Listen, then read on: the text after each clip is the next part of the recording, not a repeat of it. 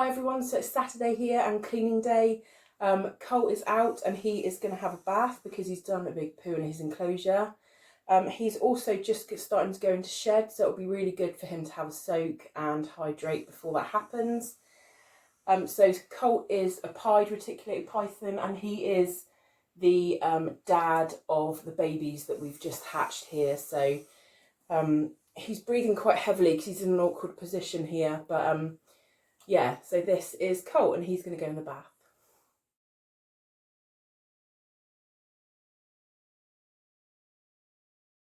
So it's Izzy's turn to come out, so it's now Sunday. Izzy had a bath also yesterday because she had a full shed, so she is looking pretty awesome at the moment. She is a bit of a handful, not because she's got any malice or anything like that, but just purely because she's just so big. But she loves it in the water, so what I generally do is just get her out and get her in the water, and she is absolutely fine in there for a while. She's just pulling things off. Yeah, so I thought what I'd do today is just a bit of a video on future plans, really. What we've got here in terms of pairs and what I might be doing with those pairs in the future. So I thought that might be quite a good video. Some of them I won't be breeding. Obviously, Izzy is a breedable reticulated python. She's just proved that. But I won't be breeding her. So obviously Colt and her are a pair, or they could be a pair if we wanted them to. But as she's actually not proved out to be het pied, we'll not bother doing that again. It's a lot for her, really, just for you know, just to get some normal babies. There's plenty of normal reticulated pythons around. To be fair, we don't need any more. So this is the very beautiful and very big Izzy. I say big, she's probably, not for a reticulated python, she's pushing 15 feet now. And I do have other people in the house, so if I was to shout or bang or whatever, there would be people here. So yeah, this is her. I think she's wrapped around me probably 3 times, I'm not sure, I can't really see. But she's a big, strong snake. So when you look at those little lovely little wormy looking babies in the shop and you think, oh, I fancy one of those, this is what you are getting yourself in for. So just a little bit of education on that. So let's have a look and see what pairs we've got and what we might be looking at breeding in the future. So moving away from the pythons for a little while. So these are Brazilian rainbow boas, and they are both 100% het caramel, which is a type of albino. Still a little bit of colour and a little bit of pattern, but really pale and very beautiful. So this is the boy. He is called Badger, and he is quite a bit lighter than the female. Just absolutely gorgeous. Just excuse the mess on my fingers. They live in substrate, these guys. So so that is the boy, and this is the female, and this is Roxy, and she is quite a bit darker, as you can see, but they do vary a lot in colour. That's not unusual. So that is her. She's quite a bit bigger. I've never had any issues feeding Roxy, whereas Badger was a bit of a hit and miss for feeding to begin with, but he's absolutely on food now and he's doing really well. They're just taking a little while to grow up, just growing them up slowly, no rush at all. But the cool thing about these two is that they'll have live babies, so they don't lay eggs. They'll when the time comes, she would give birth to little babies in kind of membrane sacs that the babies will then break out of, so you won't have to incubate any eggs, which is pretty cool. Yeah, so these are the first pair that I'm quite excited about.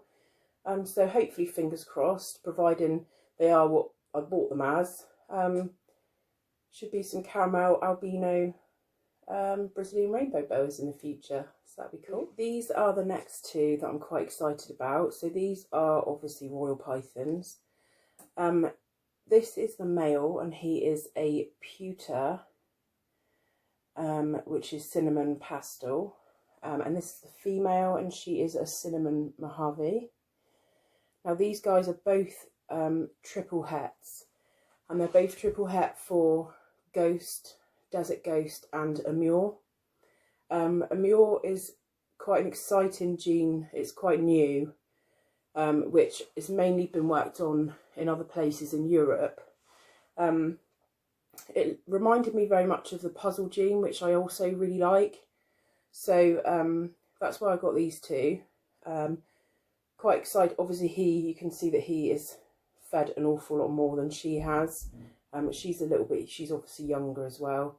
These guys actually came over from Holland, from Marco Morphy's reptiles.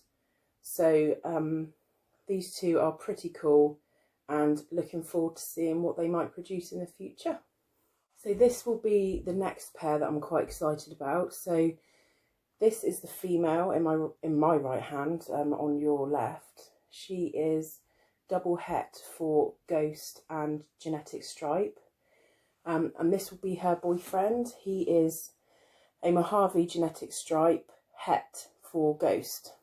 So together I'm hoping that we'll get some Ghost Genetic Stripes plus minus Mojave in there as well, just for good measure. So that's those two. So looking forward to seeing what they might produce in the future too. So next up we have the Bamboo pair. So he is really in blue at the moment, so of course some of them have to be in shed when you're trying to show them off. But he is super pastel bamboo pinstripe, and he's looking very pinky at the moment, and his eyes are obviously white. He is in blue, which is great. He's just had his first decent feed while he's been with me, so very happy about that. And this lovely little girl is Bamboo Fire Cinnamon. So I know that obviously there will be, or you can get blue-eyed leucistics from bamboo to bamboo, which is fine. Who doesn't like white snakes? But I'd also really like to see more of the combinations that might come out. Obviously you've got the pin and the fire, pin in this side and pastel in this side, and the fire and the cinnamon here. So I really like the combinations that might come out of those.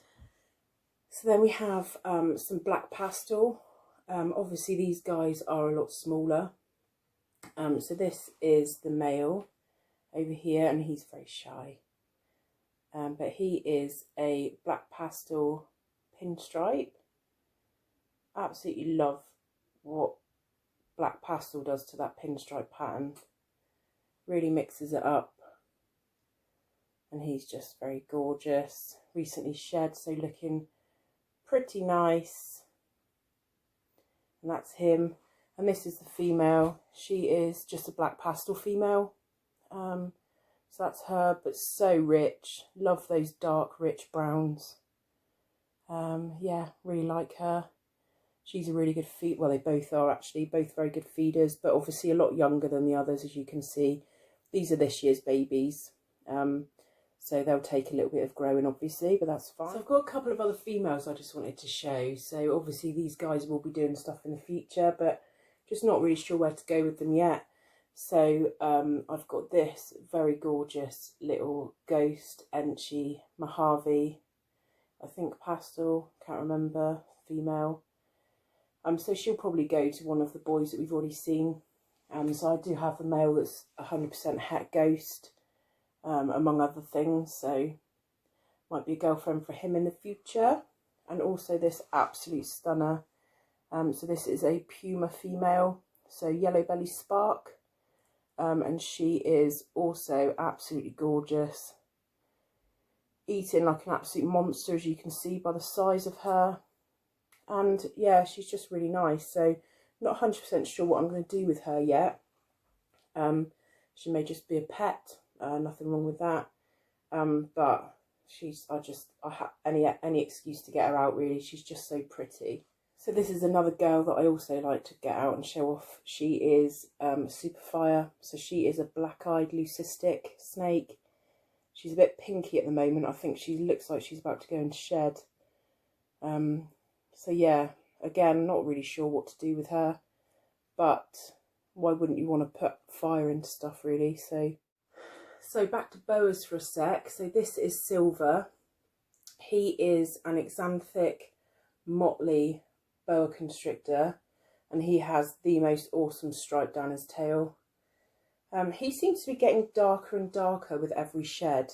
I think he's actually going into shed again now by the look of him. I've done a lot of work with this snake. When I first got him, he was extremely frightened, very snappy, would bite very easily.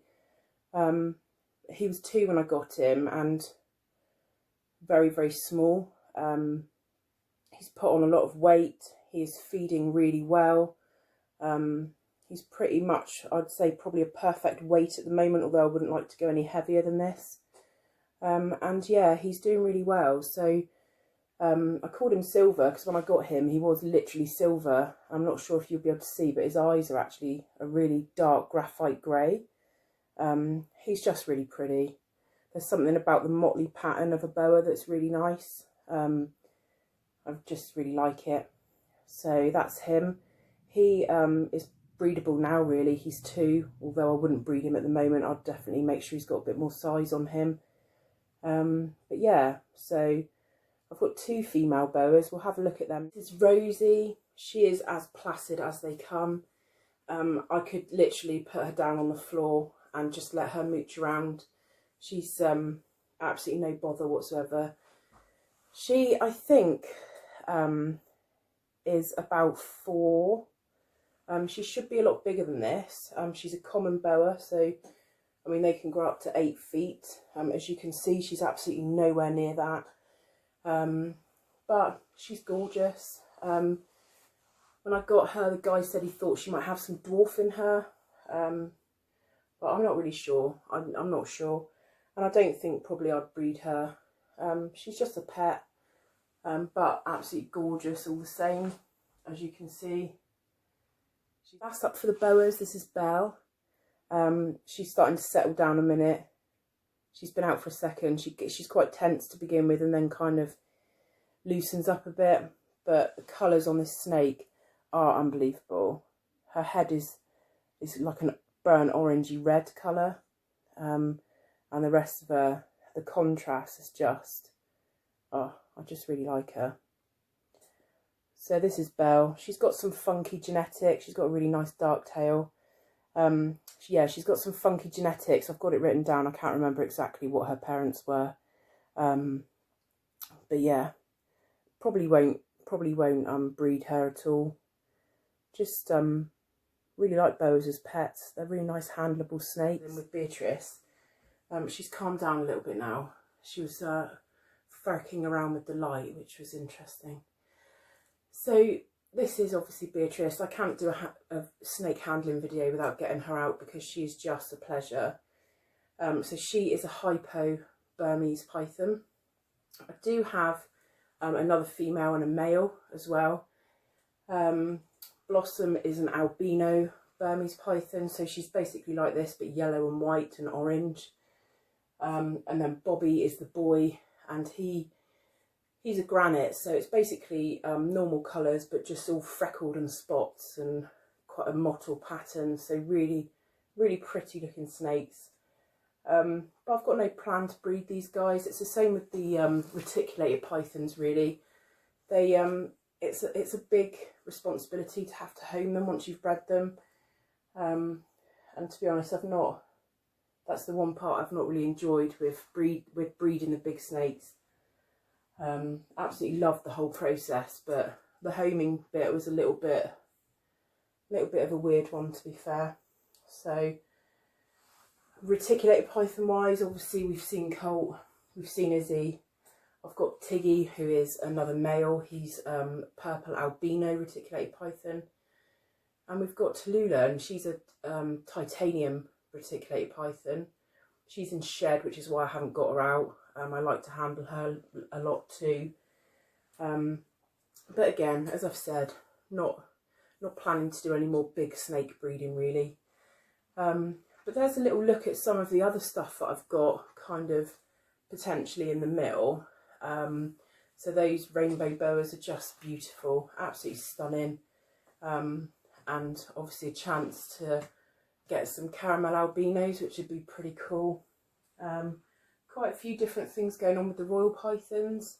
I've also got a pair coming that I got off of the SRS raffle. So that'll be pretty cool. I'll do a video on that when it comes up. And yeah, just a bit of a look at some of the females. Some of them I don't really have plans for. A lot of them will just be pets. I'm not doing this as like a business venture. I just really enjoy having them, you know, and the babies that I've got growing up, you know, I'm in no rush. I won't be power feeding anything. You know, I enjoy the process, and I just enjoy the day in and day out stuff. I've seen a lot of videos of different breeders, and they kind of, one of their main, or one of the things that keep cropping up as their main advice is to just enjoy the day-to-day mundane stuff. Because obviously if you don't enjoy that, you're in for a really long road, really, especially if you buy hatchlings to grow up, as I have. You know, a lot of the babies that I've got, you know, they could take some of them might take 4 years to grow up until they're of a breeding age. So you have to enjoy that time in between, in the cleaning out and the handling and the changing waters and the, you know, oh, they're going to shed, I think, you know, they look like they've grown a lot. And, you know, it's that day-to-day stuff that you have to enjoy, really, to make this a worthwhile thing. Because, you know, there's a lot of sayings around work and hobbies, and, you know, if you enjoy it, it's not a job, which is what this is, really. So I'm going to leave it there. Like the video if you like it. Subscribe if you're not already. Press the bell if you want to see updates of things coming up in the future. I'd really appreciate it. Share this video to social media if you know people that might like it also. And I'll see you again.